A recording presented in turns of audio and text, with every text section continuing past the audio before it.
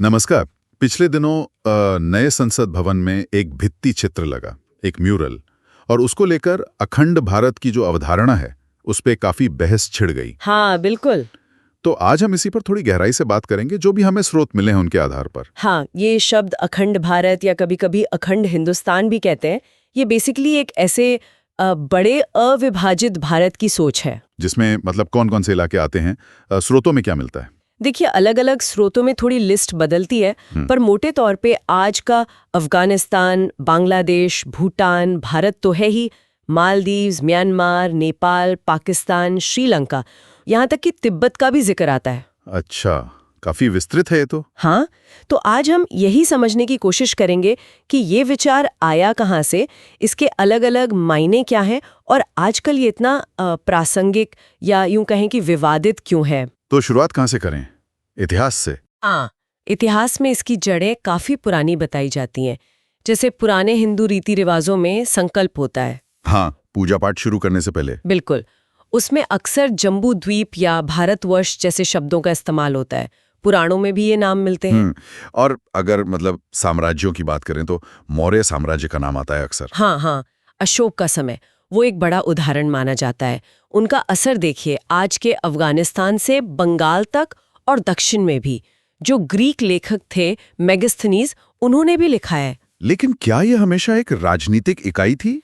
नहीं, यही समझना जरूरी है। जैसे सिंधु घाटी सभ्यता को लें, वहां ईंटों का एक स्टैंडर्ड साइज था, 1.2.4 का अनुपात। हाँ, वो तो है।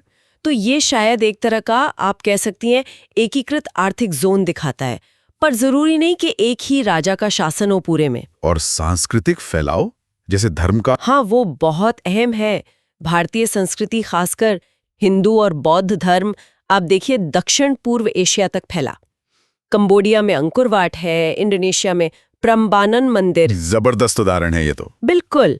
और जो चीनी यात्री आए हुएनसांग, फाहियान, उन्होंने भी सांस्कृतिक जुड़ाव की बात की, लेकिन उन्होंने ये भी लिखा कि तब भारत कई छोटे छोटे राज्यों में बटा था। तो ये तो हो गई पुरानी बातें। लेकिन आज जो हम अखंड भारत सुनते हैं, वो ज्यादातर कब से चर्चा में आया है? ये ज्यादातर आधुनिक समय की बात है, खासकर जब भारत की आजादी की लड़ाई चल रही थी और देश के बंटवारे का विरोध हो रहा था। हाँ, कुछ नाम याद आते हैं। सावरकर। हाँ, विनायक दामोदर सावरकर, कन्हैयालाल माणिकलाल मुंशी और संगठन जैसे हिंदू महासभा और राष्ट्रीय स्वयंसेवक संघ यानी आरएसएस, इन्होंने इस विचार को बहुत जोर शोर से उठाया। सावरकर का वो भाषण भी था शायद, कश्मीर से रामेश्वरम। हाँ, 1937 का, कश्मीर से रामेश्वरम, सिंध से असम तक, भारत एक है, अविभाज्य है, ये उनका कहना था। अच्छा, पर गांधी जी का क्या नजरिया था इस पर? वो तो विभाजन के सख्त खिलाफ थे। बिल्कुल थे, लेकिन जैसे बर्मा यानी आज का म्यांमार, उसे वो ब्रिटिश राज की एक प्रशासनिक सुविधा मानते थे। उनका मानना था कि उसका अलग होना ठीक है। अच्छा, ये दिलचस्प है। और फिर हमने देखा कि कैसे धीरे धीरे ये भूभाग छोटा होता गया। अंग्रेजों के टाइम में ही अफगानिस्तान, नेपाल, भूटान, तिब्बत, श्रीलंका, म्यांमार, ये सब अलग हुए। हाँ, 1876 से लेकर 1937 तक ये सब अलग हुए, और फिर 1947 में पाकिस्तान और बाद में बांग्लादेश।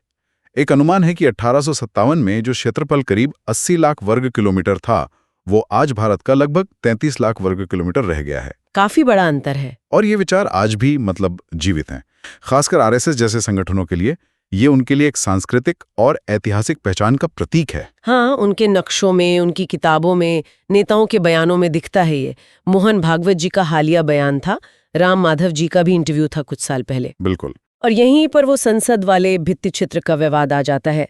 सरकार ने कहा कि ये अशोक के साम्राज्य और सुशासन का प्रतीक है। हाँ, विदेश मंत्रालय का स्पष्टीकरण यही था। लेकिन कुछ मंत्रियों ने, नेताओं ने इसे सीधे सीधे अखंड भारत कहा। हाँ। और इस पर नेपाल, बांग्लादेश जैसे पड़ोसी देशों से प्रतिक्रियाएं भी आईं, चिंता जताई उन्होंने। हाँ, इससे पता चलता है कि ये सिर्फ इतिहास की बात नहीं है। हाँ, आज भी इसके भू राजनीतिक मायने हैं, संवेदनशील मुद्दा है। क्या इसके कुछ और मतलब भी निकाले जाते हैं, जैसे राजनीतिक पुनर्मिलन के अलावा? हाँ, कुछ अलग नजरिए भी हैं। जैसे जस्टिस मार्कंडे काटजू ने एक सेक्युलर धर्मनिरपेक्ष पुनर्मिलन संघ IRA की बात की थी दक्षिण एशियाई देशों के लिए। अच्छा। और लालकृष्ण आडवाणी जी ने भी कभी यूरोपीय संघ जैसा एक परिसंघ बनाने का सुझाव दिया था। मतलब संप्रभु देश साथ आएं, एक संघ बनाएं।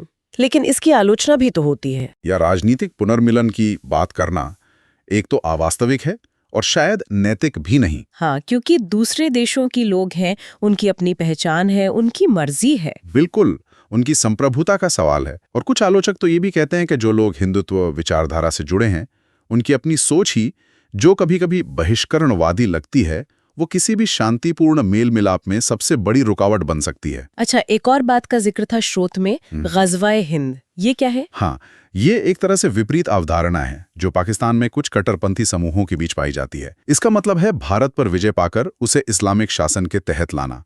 तो मतलब दोनों तरफ ऐसे चरम विचार मौजूद हैं। तो कुल मिलाकर ये अखंड भारत कोई सीधी सादी चीज नहीं है, बहुत परतें हैं इसमें। बिल्कुल, इतिहास है, संस्कृति है और आज की राजनीति है। कहीं ये सिर्फ एक साझा सांस्कृतिक विरासत की याद दिलाता है, तो कहीं ये एक राजनीतिक एजेंडा बन जाता है। और ये साफ है कि ये आज भी एक बहुत ताकतवर विचार है। भावनाएं जुड़ी हैं इससे, समर्थन भी है, विरोध भी। हाँ, और तीव्र प्रतिक्रियाएं पैदा करता है।